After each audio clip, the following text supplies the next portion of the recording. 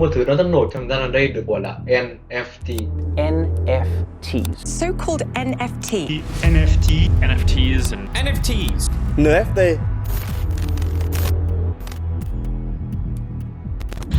Chào mọi người, mình là Charles. Bản thân mình là một người rất tò mò và trong một cái tuần mình lướt trên mạng thì những NFT bảo là không tưởng. NFT là một điều đó rất kỳ lạ và chỉ có người rất dành về công nghệ thông tin hoặc là crypto mới có thể hiểu về nó. Thậm chí hầu hết tất cả mọi người, bao gồm cả bạn, không biết nó là gì. Đơn giản là bởi vì điều này. Đây được gọi là vòng đời thị trường công nghệ, vốn mình mô tả về áp dụng một công nghệ mới trong xã hội. Những người sử dụng đầu tiên sản phẩm được gọi là những người tiên phong, theo sau bởi nhóm người thích nghi nhanh, và cứ như vậy cho đến nhóm cuối cùng, những người tụt hậu. Ví dụ như tiền điện tử Bitcoin, độ phổ biến của nó tăng tốc đáng kể chỉ trong vài năm vừa qua. Dù hiện nay đã giảm nhưng vẫn chỉ ở giai đoạn nhóm đa số nhanh. Mặt khác, đa số các NFT vẫn còn rất mới và nó chỉ ở giai đoạn này. Vì vậy, bạn cần phải thực sự hiểu những gì là một NFT. Đầu tiên, một bức tranh game khác này bằng một cách nào đó nó được bán với giá 69 triệu đô, hay là một video của con mèo được bán với giá gần 600.000 đô. Thậm chí một cái tweet đầu tiên của Jack Dorsey, CEO của Twitter, được mua với giá gần 3 triệu đô. Hoặc một họa sĩ nhí ở Việt Nam bán những bức tranh của mình trên sàn bài đen với giá nửa tỷ Việt Nam đồng. Cho dù bạn không biết về nghệ thuật đi chăng nữa, nhưng mà hầu như ai cũng biết về người đàn ông này, Leonardo da Vinci. Ông được coi là thiên tài toàn năng nhất lịch sử nhân loại. Tác phẩm Mona Lisa này từ bộ sưu tập đương đại của ông và được định giá 860 triệu đô la tính cả lạm phát vào năm 2021. Thật kỳ lạ khi bạn nghĩ về nó. Giá trị, đó là một khái niệm rất thú vị, rất độc đáo bởi con người. Bức tranh này không khác gì hơn là một tấm gỗ và được dòng màu vẽ trên bề mặt của nó. Về mặt chức năng hoàn toàn vô dụng, nhưng mà chúng ta đều đồng ý rằng bức tranh này đáng giá hơn rất nhiều so với giá trị thực của nó. Còn về NFT, đó là một câu chuyện về tâm lý con người và cách chúng ta định giá mọi thứ thay đổi như thế nào vì công nghệ. Một công nghệ mà một số người cho rằng có thể cách mạng hóa xã hội của chúng ta. Dù NFT không hữu hình như cốt nước này, mình có thể chạm vào nó, ngửi thấy nó, nhìn nó và nếm nó. Các giác quan của mình đồng ý rằng điều này là có thật. Nhưng còn NFT thì không, mình không thể làm bất cứ điều gì cả. Đây có phải là trò lừa đảo lớn nhất của thế kỷ, hay là nó sẽ làm thay đổi thế giới theo hướng mới? Và cuối video này, bạn sẽ có đủ thông tin để tự quyết định xem rằng chúng ta đang ở giữa đỉnh cao của một bóng nghệ khác, hay là nó sẽ là cách mạng hóa hoàn toàn ý nghĩa của việc kỹ thuật số và vật chất. Vì vậy, hãy cùng mình làm điều này nhé!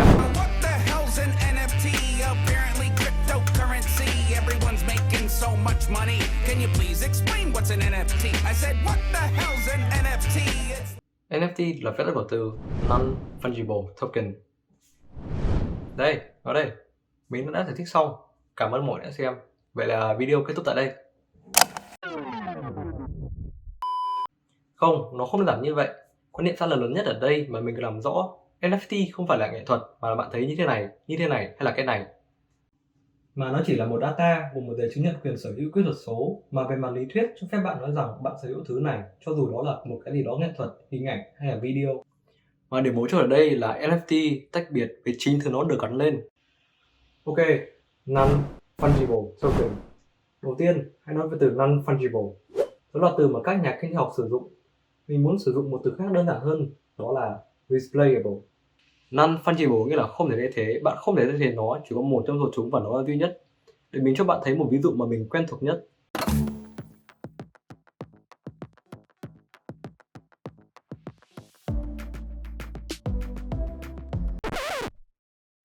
Giả sử bạn muốn mua một quyển sách Secret of the Millionaire Mind của T.Harv Eker. Bạn truy cập Internet lên Shopee và quyển sách này có giá 200.000. Bạn không quan tâm họ sẽ gửi sách nào cụ thể cho bạn. Họ sẽ làm hàng trăm, hàng nghìn quyển sách với nội dung tương tự gửi đến các cửa hàng và họ sẽ gửi một chiếc đến cho bạn. Bạn không quan tâm đó là cái nào. Quyển sách này có thể thay thế được, miễn là bạn nhận một quyển sách giống hệt với những cuốn sách còn lại. Nó có giá trị như nhau, chúng có thể hoán đổi cho nhau. Tuy nhiên, hãy nói về một quyển sách mà đang gắn bó với mình trong một thời gian rất dài. Đây là cuốn sách được chính giả ký tặng, mình phải tốn tiền để mua vé sự kiện, tốn thời gian đi đến đó. Và đối với các bạn không biết thì mình có một sự gắn bó kỳ lạ với nó. Mình yêu màu sắc, mình cảm thấy là một với thứ này. Quyển sách này không thể thay thế được. Nếu mình truy cập trang web và trả 200.000 cho một quyển sách khác cũng hệt mẫu này, nó sẽ không phải là quyển sách này. Nó không thể thay thế được. Nó là quyển sách duy nhất trên hành tinh tồn tại, nó có giá trị tình cảm, nó có ý nghĩa. Đó là một thứ rất có giá trị vì nó khan hiếm. Chỉ có một trong số chúng, ít nhất nó cũng có giá trị đối với mình. Và mình lỡ yêu nó từ bao giờ.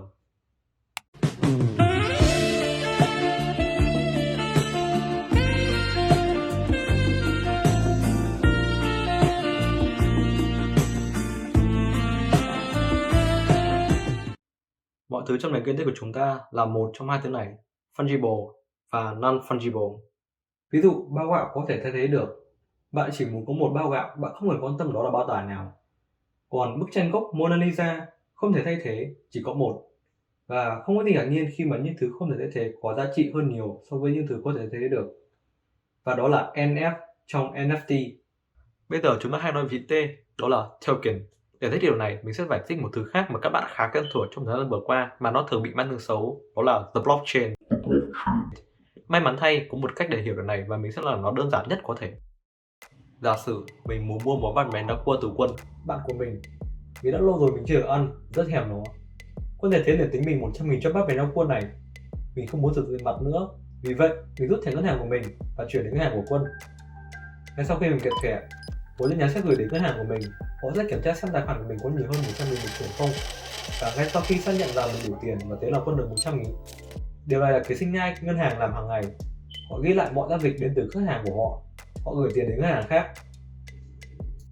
Khi mà thế giới càng phát triển, tiền của bạn chỉ là những con số trên màn hình. Đó là kết quả của một loạt các giao dịch máy tính. Bạn không trao đổi bằng vật chất.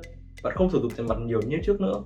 Các ngân hàng đã làm việc này suôn sẻ trong nhiều thế kỷ, nhưng với sự phát triển của Internet, mọi người vẫn tự hỏi rằng có cách nào mà chúng ta có thể làm điều này, giao dịch chuyển tiền đến hai người mà không cần đến sự thực hiện ngân hàng. Kết quả là một khái niệm thông minh, đó là blockchain. Blockchain hoàn thành những gì tương tự ngân hàng đang làm, nhưng thay vì thực hiện nó riêng tư giữa tài khoản của mình và tài khoản của Quân, thì tất cả các giao dịch được ghi lại công khai trên Internet. Vì vậy, chúng ta hãy làm lại ví dụ này trong thế giới của tiền điện tử. Quân tính phí cho mình 10 đồng tiền điện tử cho bài Monaco này. Thay vì khách hàng nhìn thấy yêu cầu giao dịch đó và cầu xác thực, thì nó sẽ được chuyển lên hồ sơ công khai, nơi mà tất cả các máy tính trên khắp thế giới luôn theo dõi hoạt động giao dịch của tất cả mọi người. Nếu mình thực sự có 1 đồng tiền, tất cả các máy tính đó sẽ xem xét dữ liệu và thấy yêu cầu giao dịch của mình, và chúng sẽ giống như kiểu ok, được chấp thuận, và họ sẽ ghi giao dịch đó vào hồ sơ công khai. Quân bây giờ đã có thêm 10 đồng tiền. Bây giờ đó là việc của tất cả mọi người, ai cũng biết điều đó. Cơ sở dữ liệu hoặc blockchain này cho phép mọi người có thể truy cập, nhưng không ai có thể điều khiển hay thao túng nó. Và khi NFT được tạo ra, mua, bán trên mạng, bây giờ nó được viết trong một hồ sơ công khai mà không thể thay đổi được, và nói rằng đã có người sở hữu cái NFT này.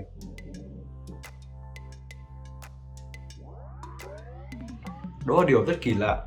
Ngay khi con người không phải đối mặt với chiến tranh, thiên tai, dịch bệnh và đã dư giả đủ để đáp ứng các nhu cầu cơ bản của họ, thức ăn, chỗ ở, tình cảm, thể chất, tâm lý, vân vân, thì mục tiêu tiếp theo là tạo ra giá trị trong những thứ không có giá trị cố hữu. Về cơ bản, để tạo, mua hay bán NFT, bạn chỉ cần truy cập vào một trang web như OpenSea và bạn tải lên tiền hình ảnh của mình hoặc bất cứ thứ gì bạn muốn. Bạn điền một số thông tin và sau đó bạn đã xong. Nhưng thứ mà sống trong blockchain chỉ là chứng chỉ kỹ thuật số. Về cơ bản là một tiệm dữ liệu rất nhỏ. Bạn sẽ có một mảnh giấy kỹ thuật số cho biết rằng mình sở hữu hình ảnh kỹ thuật số, và sau đó sẽ có một liên kết hay một URL trỏ đến trong web nơi mà bạn có thể truy cập để xem hình ảnh của nó. Nhìn vào mặt tiêu cực, NFT cũng vẫn còn những vấn đề như là hình ảnh kỹ thuật số bạn nghĩ bạn đã mua thực sự tồn tại trên một máy chủ một trang web, chứ không phải blockchain, và nó phụ thuộc vào sự sống còn của trang web đó. Bạn đã đặt niềm tin vào miền và chủ sở hữu của trang web. Về lý thuyết, chủ sở hữu trang web đó chỉ cần chuyển hướng link trong tệp NFT của bạn đến một real Rickroll. NFT của bạn đã biến mất một cách như vậy đấy, và hoàn toàn không kiểm soát bất cứ điều gì. Cách duy nhất để đảm bảo tính lâu dài cho chứng chỉ kỹ thuật số này là nó được lưu trữ trực tiếp trên blockchain, và điều này rất là khó. Bên cạnh đó, công nghệ blockchain và NFT đang gây ra một mối quan ngại cho khí hậu toàn cầu. Nó đang tiêu thụ một lượng năng khổng lồ. Chỉ riêng Ethereum, blockchain mà hết các công ty NFT đang sử dụng tiêu thụ khoảng 99,8 TW điện mỗi năm, nhiều năng lượng hơn những nơi như Bỉ hoặc Philippines sử dụng hàng năm.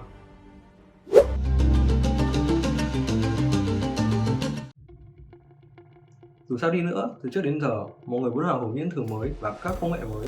Họ gom các khoản đầu tư của họ và giá cả tăng lên. Sự phấn khích xung quanh một điểm nhất định kéo dài trong một thời gian, và cuối cùng đã có điều gì xảy ra. Chẳng hạn như bong bóng của .com vào những năm cuối của thế kỷ 20.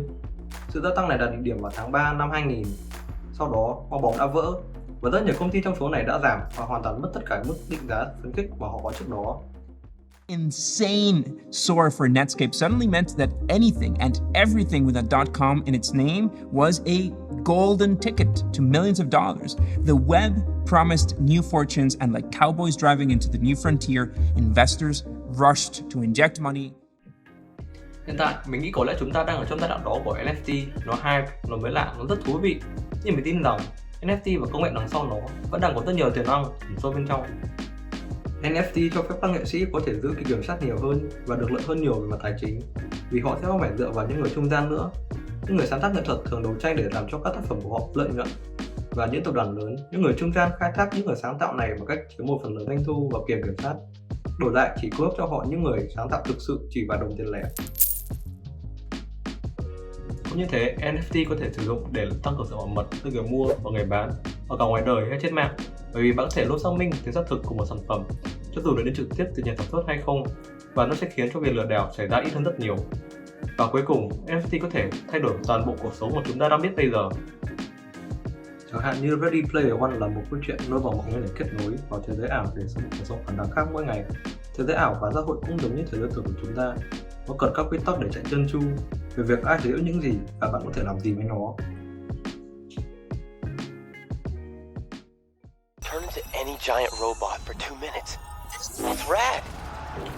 Và đó là nơi mà khái niệm NFT này có thể được áp dụng. Chẳng hạn, chỉ người sở hữu NFT mới có thể tải xuống và sử dụng thiết bị, chương trình, công cụ, tác phẩm nghệ thuật, tên đất hay bất cứ thứ gì khác được mã hóa bằng NFT trong thế giới ảo. Mình không thích cách công nghệ đang được sử dụng bây giờ với quá nhiều sự cường điệu xung quanh hình ảnh bốn con khỉ. Mình lo lắng rằng nếu NFT đúng với vĩnh viễn với việc lừa đảo với các kế hoạch làm giàu nhanh chóng, thì nó có thể làm chậm việc áp dụng trình đáng và sự phát triển của các trường hợp thực tiễn. Thậm chí, công nghệ này có thể bị ngừng hoạt động nếu có đủ người bị hại. Cảm ơn mọi người đã xem đến cuối video của mình, và bây giờ đó là thực sự hết. Nếu thấy hay và thú vị, hãy cho mình xin một like và một subscribe để mình có động lực làm video tiếp theo nói về Metaverse.